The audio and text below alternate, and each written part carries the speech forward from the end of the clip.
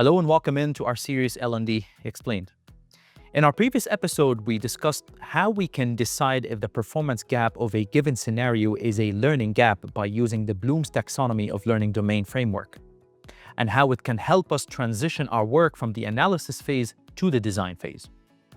In today's episode, we will be discussing an overview of the design phase and how it is essential for setting clear learning activity goals, objectives, and return on investments for more efficient and effective learning cycle.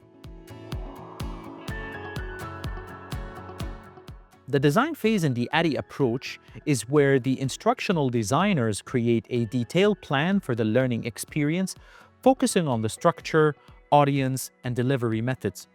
This phase includes creating learning objectives, instructional strategies, and assessment tools to ensure that the learning is effective and it meets the desired outcome.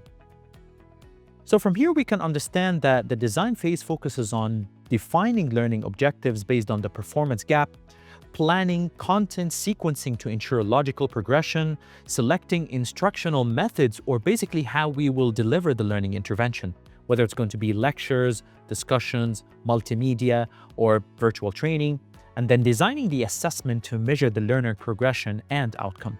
In today's episode, we will discuss the first step, which is to design the learning objectives. First, let's understand what a learning objective is.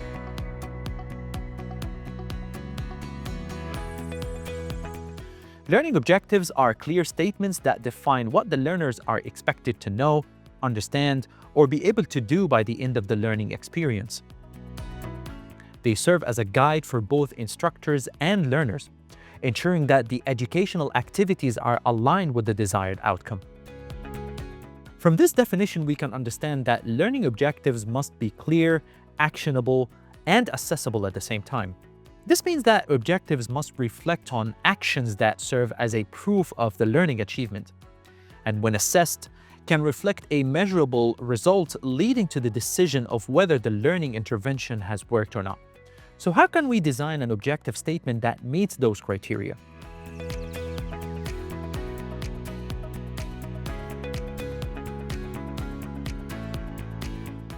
As we previously discussed, the Bloom's Taxonomy serves as a learning domain that can categorize performance gaps in order to know whether it is a learning gap or not. And if it is, what kind of learning gap it is. Is it related to knowledge, skills, or attitude? The other use of the Bloom's Taxonomy is to design the learning objectives related to those learning gaps. As you can see from this exhibit, Bloom's Taxonomy is organized to provide key actions to provide you with the necessary actions you need to apply in your learning and to make sure it meets the learning objectives. The technique of designing a learning objective starts at the center, where you have identified the learning gap.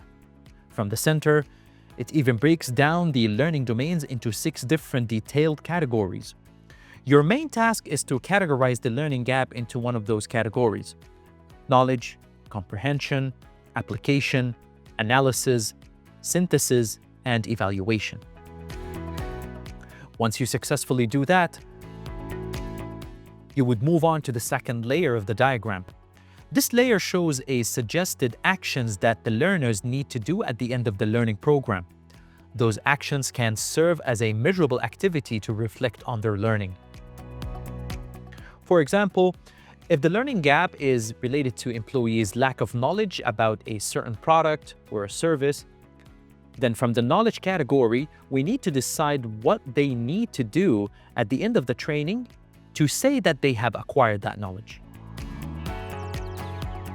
So by the end of the training, they need to be able to identify that knowledge when asked to, memorize that knowledge when needed, define something when it's required, and so on. The outer layer of the diagram provides some suggested learning medium, which serve as a way of delivering the learning intervention. Some of them are outdated due to the evolution of technology, so we will not rely on those ones for this stage. Now let's compare some examples created using the Bloom's Taxonomy compared to other ones that created without it, and see why the Bloom's Taxonomy will help us evaluate the learning outcome. Example 1, by the end of this training, you will be able to understand the process of attracting, hiring, and employing new candidates according to the organizational skill set. Example number 2, by the end of this training, you will be able to identify the process of attracting employees, locate supporting information based on the skill set needed for certain candidates, list the tools and methods used to assess shortlisted candidates. As you can see, the first objective highlights a state of mind that is not assessable or measurable, meaning you cannot measure to what extent employees understand the organizational process of hiring. On the other hand, the other 3 objectives created by the Bloom's taxonomy are measurable. They can identify the process when tested or instructed to do so. They can locate supporting information when needed and when assessed. They can list the tools and methods used to assess the shortlisted candidates. And this is simply how you can design a proper learning objective. This can be applied to the other learning domains, of course. As most of the learning frameworks, Bloom's taxonomy is not the only method that can be used to design learning objectives, though it is the most used one in many of the organizations due to its simplicity and effectiveness. Let me know in the comments below what other methods that you use to design your learning objectives. In the next episode, we will be discussing the rest of the design phase as we go on to discover what other steps that we will be going through in order to complete our design phase. So stay tuned, and I'll see you in the next episode.